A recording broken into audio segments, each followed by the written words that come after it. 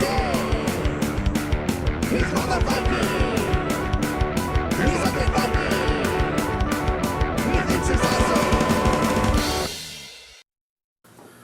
everyone, this is me, Undead Viking. So I'm not exactly sure how this is going to go. I've got a lot of things that have rolled around in my brain over the last few weeks. I've had nothing bad, mind you, just considerations, thoughts, whatever.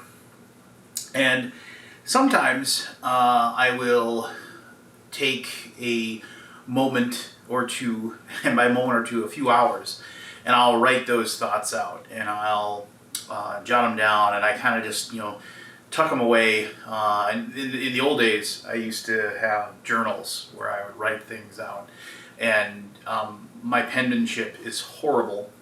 So, I mean, if I ever wanted to have dark and evil thoughts or whatever, all I had to do is just write them out in a journal, and no one would ever be able to decipher that. Which is a weird thing. Penmanship. What? I mean, it just takes time, right? I mean, if you want to take the time to write things down very carefully and make them, all your A's and your O's distinct and whatever. I suppose if you just took the time, you could do that. I often wonder if somebody who is really, really good at, painting, if you will, or somebody who is fantastic at penmanship, at calligraphy or whatever, is it a chore anymore? I always wondered that. I mean, that's kind of a weird thing to... That was even what I'm going to talk about. And that's going to be kind of the premise of these things I'm going to put forth. I have said for the longest time that I really want to just make more content. And it's not so much that I want to make content that's going to be watched with thousands of views or anything like that. It's more of I just want to use my creativity more than I have in the past. A lot of times when I found myself with a little extra time on my hands like I have right now, I've just absorbed that with consuming media, playing a video game, which is maybe the same thing, or whatever. And those are all well and good. I'm certainly not thumbing my nose at that. I will absolutely be playing Mortal Kombat with my son when he gets home from school today. It's one of those things where I enjoy those things. But, I just want to be able to create something. And I've alluded to this, if you're friends with me on social media, you'll notice that I've had a few comments in the past about I tend to write a thing with every new year and just talk about the year before, and I talk about what my expectations are for my life going forward, and what I'm looking forward to, what I'm not looking forward to, and I kind of just wax poetic about that. And thankfully, and I realize, and this is a bit of a pat on the back for me, thankfully I'm kind of good at that. I'm kind of good at putting my thoughts and feelings into emotions and writing them down. Which, again, isn't the whole point of this. If you're looking at the thumbnail for this, you're like, well, why is he talking about this? But anyway, so I have a point here. And the point behind these, and I want to try to do... I was saying I should say I'm going to do one a week, but I know that's not going to happen. I just know life's going to happen. I'm going to have a lot of work or whatever. The house is going to be noisy. I mean, in the past, if I had decided to do this, I had a dedicated recording area in my house. But ever since COVID, my wife that place became my wife's office.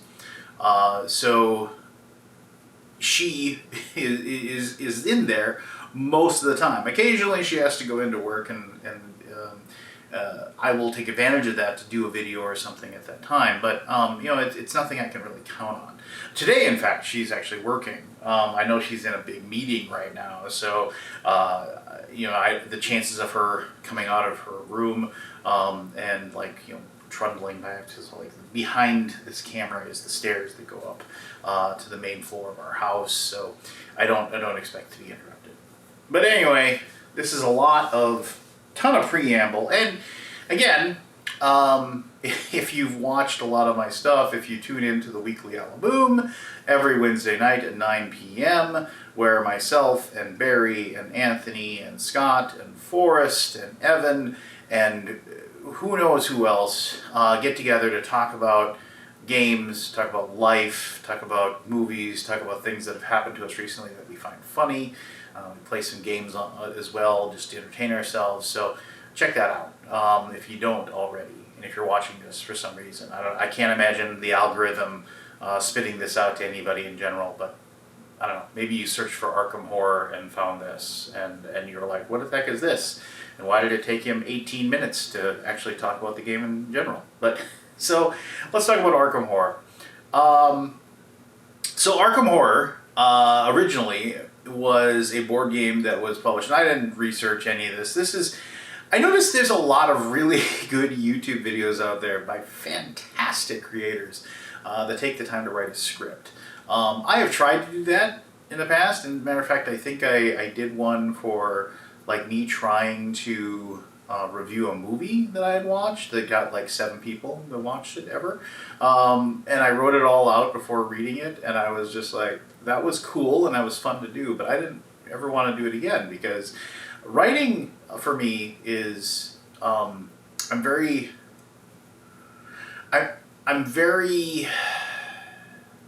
what's the word I'm looking for here?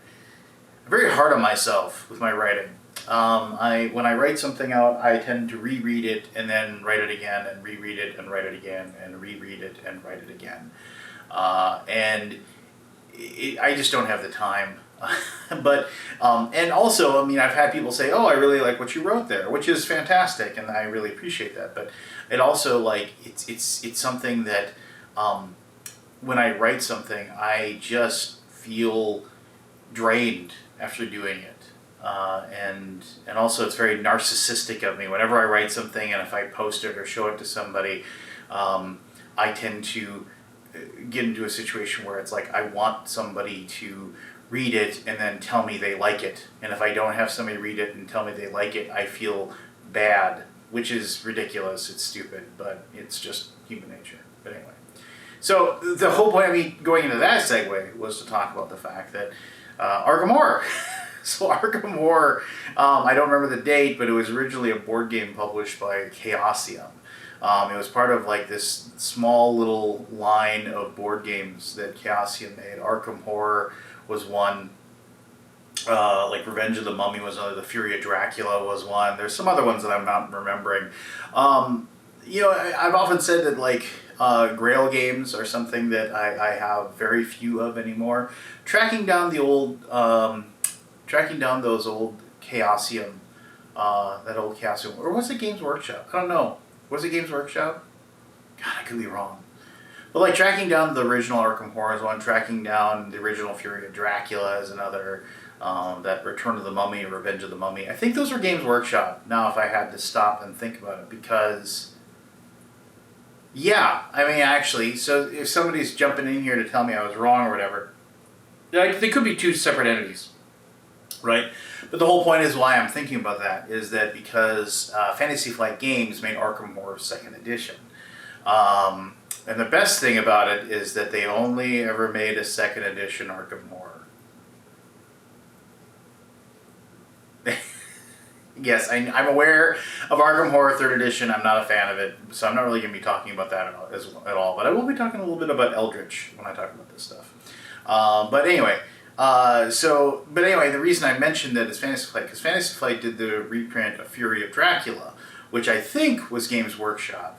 And I'm not going to be one of those people that has like the video where like the little blurb pops up while I'm talking. It's like, no, dummy, it was this, or anything like that. So feel free to correct me or wax whatever, however you want, down below. But anyway, so Fantasy Flight made Arkham Horror 2nd Edition. Why does that matter? Why does it matter that they made that? So, a few of you, if you've been following me since I've been doing this channel for Lord knows how long, Well, I'm sure if I looked at the day I first logged into YouTube and made the channel, but that isn't even accurate. That isn't even an accurate thing because I originally made videos and I posted them on Vimeo. I had a Vimeo account way back in the day, which I think still exists because I see people still use it or whatever. Which, you know, fine, cool. I mean, good for Vimeo. If you go on there, you can probably find my old videos. I should go there and check that out. And the reason I did it on Vimeo is because I couldn't make a video that was like 10 minutes. There's no way I could do it. I talk for a long time, as you can tell. And Vimeo, if you paid them $5 or something a month, you could have an unlimited length video. And so my long videos could find a home there. Anyway, regardless to any of that, the reason I springboarded into having this YouTube channel, which, you know, at one point was, you know, one of the, I mean, and I know this sounds like another, you know, breaking my arm, patting myself in the back, but at one point it was like one of the most popular board game YouTube channels in existence, which, you know, cool, yay, you know, it was neat, but it long since has fallen, and good. Because people out there that are putting those videos together and growing or whatever, I mean, they're so much better at what it is that this is, at making content. And in general, YouTube has completely and totally changed. And I don't really, well, I have thoughts on that, but I don't really have any like positive or negative thoughts on that. It's one of those, it is what it is type things. So we're not going to focus on that in this conversation, regardless. Maybe I'll talk about that at some point in the future. But what's the point? It's been done. It's been said. Blah blah blah. YouTube, big giant corporation. Blah blah blah. Isn't what it used to be. Blah blah blah. Well, what is? What is like it used to be? Things change. I mean, I can not like it, but it really doesn't matter if I don't like it. You know. Yeah, I'll be dirt, and there will be lots of things that I didn't like that will live on beyond me. So, you know, especially my hated enemies. I don't know if I have any hated enemies. I don't know why I said that. But anyway, Arkham Horror was the game that got me into this whole hobby. It was the game that got me this YouTube channel, which is how I got a job in board game publishing, how I still have a job in board game publishing. Well, I mean, I still have a job in board game publishing because I think I do a good job working for Grey Fox Games, and prior to that, working for Tasty Minstrel Games. I think I do a really good job at that. But I definitely feel like the whole impetus to it, obviously, was me making content. Now, it all started, and this is a long story to kind of get to this point about why Arkham Horror, you know, just wouldn't be published now. It just wouldn't be a game that got published by anybody. Why I talk about that so, you know, I started writing for this tiny little website called Posy.com, which was a subsidiary of this other website. I think it was called Toytopia.com or Funtopia.com. There are a few of us from back in the day that still kind of are in the periphery of my YouTube and Facebook feed. So if any of those come in and want to post something and remind me who they were, what it was. But it was Posy.com, which was this idea of this board game sales website where this alien ran it, and they had daily deals every once in a while, and, you know, cool stuff like that. But the whole point of that is that they asked for content. They asked for people to like write reviews for them, which I did. I wrote a review, and I would write more reviews and more reviews and more reviews. And then somebody said, hey, you should post those to Board Game Geek. So I went over to Board Game Geek and I started posting my written reviews there. And they were met with a fair amount of accolade, which I appreciated. And eventually what happened is that they, I think it was Posy asked for videos to be done. And so I got a crummy little camera and I made a video review of Arkham Horror, which if you search my channel, you can find that video. My son wasn't even alive yet. My at the time fiance, now wife, handled the camera. Both of the dogs you see in that video are no longer with us, and I'm getting choked up because I miss those dogs a great deal. I have some awesome dogs now, so but I miss those 2 dogs. And a very, very young kid is in there, right? My daughter, and you can see her in her high chair as well. So, but I made that video, and a lot of people really liked it. And then I was like, I could do this. And then I started making more videos, and then I started making more videos, and I started making more videos, and then eventually, here you are. Here's where I started doing a ton of videos up in my kitchen. And anyway, I'm not gonna travel down this path because it's kind of boring, and also self-serving. But so Arkham Horror, the reason I even owned that game or had that game in the first place is because I was at an age now where I was living with my fiance. I had a very young child, and a lot of my friends also had wives / fiancés and or children as well. And the normal group of us that got together to play D&D all the time just wasn't we weren't able to pull it off. We couldn't make it happen because of life. And so I wanted us to get together and at least do like one-shot things. And so I picked up a copy of Arkham Horror and tried to play it. And we got all the rules wrong, but we still had a lot of fun. And we kept playing it, and that branched off into getting other games that I found myself really, really enjoying as well. And then that, of course, since I was enjoying all these games that I was playing, I wanted to talk about those games more and more and more, and tell people what I thought about them in a very narcissistic way, and so I made my YouTube channel. Arkham Horror, which I will always say, hey, this is the game that got me in the hobby, and I'm just so ridiculously proud of that horrible video from back in the day. I will say that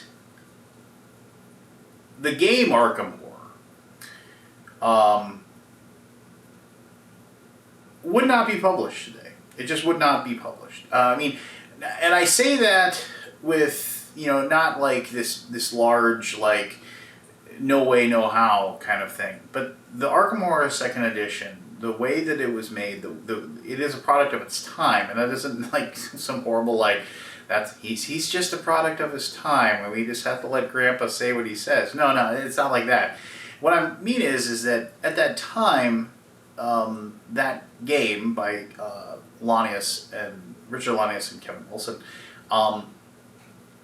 that game is this giant where, like, the vast majority of other cooperative games that have come afterward,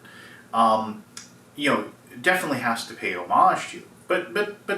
And I would say, and I've become friends with Kevin Wilson, I've become friends with Richard Lanius, which is super cool if you think about it for a second. And that also sounds very self-aggrandizing, so I apologize for that. But think about that. It's kind of like, in a way, for me to say that, it's kind of like, like if you were like, oh, the reason I got started playing guitar was because I listened to Metallica, and then one day you said, oh, and then I'm me and Kirk Hammett, we played basketball on the weekends.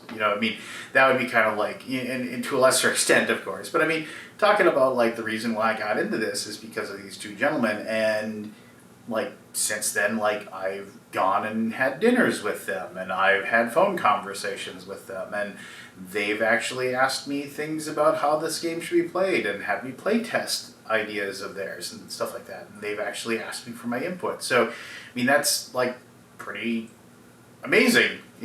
For me, it's a kind of a cool feeling to like kind of bridge that gap, and I realize it's kind of like a 1 in a million shot kind of thing, but it happened. But anyway, saying that about Arkham Horror, and I don't know if they'd agree with me or not, but I would think they would both say that the design of Arkham Horror Second Edition is dated. Basically because, I mean, I think like it's weird to think like this, right? Because like obviously like a car from the 1960s does not have all the innovation that a car made in 2015 would have, and so it's weird to think that like a design of a board game, right? And that isn't a really good allegory or metaphor or whatever you want to call it, but let's just say like a car made 15 years ago.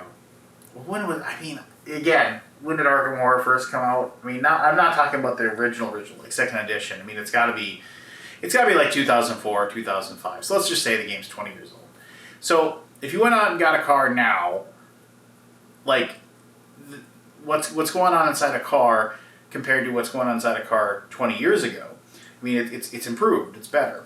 And so it's kind of weird to think that like in 20 years, like the mechanisms and the productions and things like how a game is played. Now, I'm not talking about art or the pieces or anything like that. I'm talking about just how the game is played, like the innovations in figuring out what mechanisms work really well in a game, and they've absolutely changed, right? And they've been adopted to being something that they aren't. And Arkham Horror Second Edition is kind of a bloated game. It is a game with way too many things going on, way too many, like, oh, gotta make sure all these monsters are going. Need to check on, like, where this Doom track is. Need to check this other track. Need to check everybody's statuses over here. And functionally, I mean, the game is clunky as all get out, as they would say. Is it still fun? Absolutely. But if you were a board game publisher now, you just wouldn't make that game. You wouldn't make that game the way it is. And you can tell this by the fact when Eldritch Horror came out. I have a video of Eldritch Horror from whatever it was, 10 years ago now, I think Eldritch Horror came out. And I'm really annoyed that they kind of just stopped making expansions for that. Like, they just dropped it. I mean, I don't know. As far as I know, people really like the game. I enjoy it way more than Arkham Horror because of its more streamlined presentation of how the game works. But regardless, that game just functionally gives you the same feeling as Arkham Horror, but is just better. And so if Arkham Horror Second Edition was still great and fine and perfect, well, then, Fantasy Flight Games probably wouldn't have made Eldritch Horror, right? They wouldn't have tried to go off and make something else. So, I'm not saying it would never get published. I could absolutely see, like, because there's people out there, absolutely.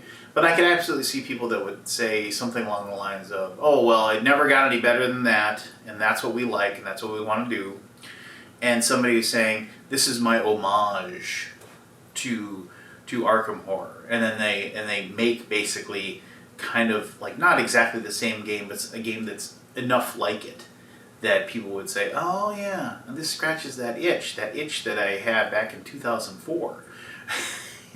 But I mean, and so it would be a niche project. It would be something where, maybe a couple thousand copies of the game get produced, and then get made, and the people that have it, are glad to have it. But that's all the people that are where we're going to get it in the first place.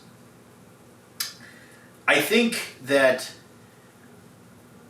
it's neat that, like, just the idea of something actually becomes more advanced as time goes by. Now, I mean, like, if you have, just whatever, just a mechanism, a blender, a fishing reel, a computer monitor, whatever it is, like, as time goes on, things just become better. That we find ways to make that thing better. but I like the idea. I like the idea that the ideas of games become better as well. And I would love to know, like, what if, like, let's say first edition Arkham Horror was created, and they eventually became like it never and nothing. Second edition, third edition, Eldritch Horror never came out. But somebody found that old game, loved the idea of it, and from what I understand, that original Arkham Horror is not a really great game. It's pretty poor, from what I understand. But and then now in 2024, somebody said, you know what, I wanna make the 2024 version of Arkham Horror. I would love to know what that is. I mean, I'd love to know what that would consist of.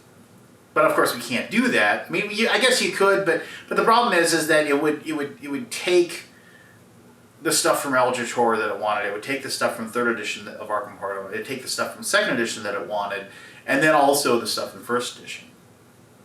Now, admittedly, if it was made now, they would probably just go and like, oh, well, let's find some other co-op games that are out there, like Defenders of the Realm, that are heavily thematic, if you will.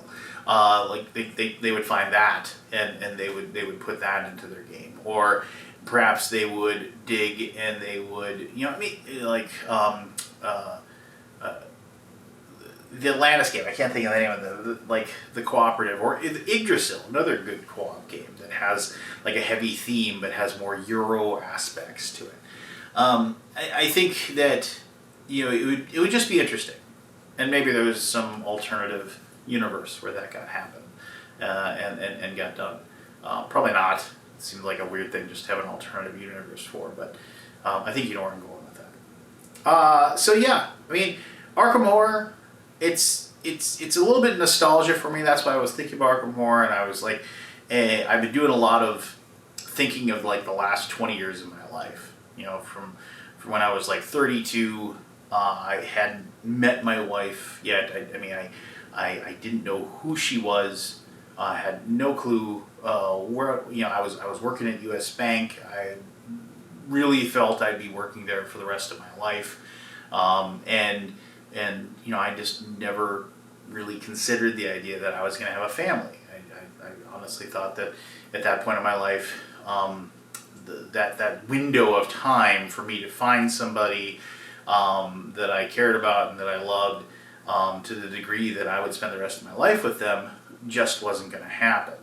I dated several people, but none of it ever worked. It always just kind of fell apart. And so I was under the impression that it just wasn't going to happen. And I was fine with that. I was totally fine with that. I was like, all right, whatever. Life goes on. I got all this other stuff going on in my life that I really, really enjoyed, and I would go now. And I thank God, I met my wife when I did, and we have a family, because I don't think I'd feel the same way. I think if I was this old right now, and I was still, without a family, and still single, I don't think I would have that same mentality. I don't think I would ever start my YouTube channel. Honestly. I don't think that would have happened. Part of the thing about having, a kids and a home, is that you don't have anything else. You kind of want to stay home. You kind of just want to be around those people that you love. That just they're your favorite people in the world. And so, if I was not like that, if I was out and about and running around and doing whatever. I would have to leave to go find my favorite people in the world.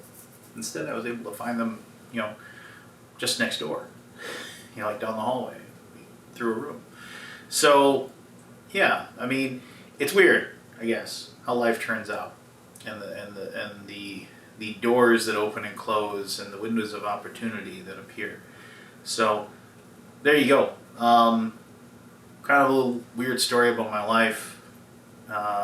Kind of a few ideas of how I ended up where I am and why I'm glad where I am, and also just why Arkham Horror is still fun and I still enjoy it, but man, oh man. I mean, I didn't even mention this, but I was going to mention this. I remember when somebody told me they had solved Arkham Horror. And I was just like, how do you solve Arkham Horror? I mean, the game is like completely random. It's like, you know, which card are you going to draw? Which thing are you going to experience? Are you going to be lost in time and space? That all stuff. And I was under the impression of the fact that that just couldn't be done. But somebody just told me, well, you just got to have lots of money and keep going to the store and getting elder signs. And he said, so all you do is you go and you sit in the newspaper and you go there, and then because there's things you get that just basically give you cash. And then right outside there you can just go to the antique shop or whatever, and then you go through their things you buy until you get all the elder signs. That makes it easy for you, and then people just come in there and grab those things from that person, and they race out and close gates. And it wasn't the most perfect way to win the game, but more often than not, you're going to win if you use that strategy. And so I played Arkham Horror at a convention, QsCon, a few years back, and I'll be damned if it didn't help us win the game. It wasn't very fun. It wasn't very exciting. You know, I just sat in the newspaper making money and handing money and elder signs to people as they came in. But it sure worked. And yeah, I guess that kind of took a little bit of the shine off the apple, if you will. But you don't play Arkham Horror 2nd Edition to win. You play it to tell the story. Remember that, if you bust it out again. So, anyway, that's that. That's all that. So, hopefully you'll see one of these more often. Who knows what I'll talk about next time. But stay tuned and you'll find out. And watch the Alaboom, Wednesday nights, 9 p.m. Central Time, or watch it after the fact, if you will. Until next time, be the best version of you can be, and have a great day.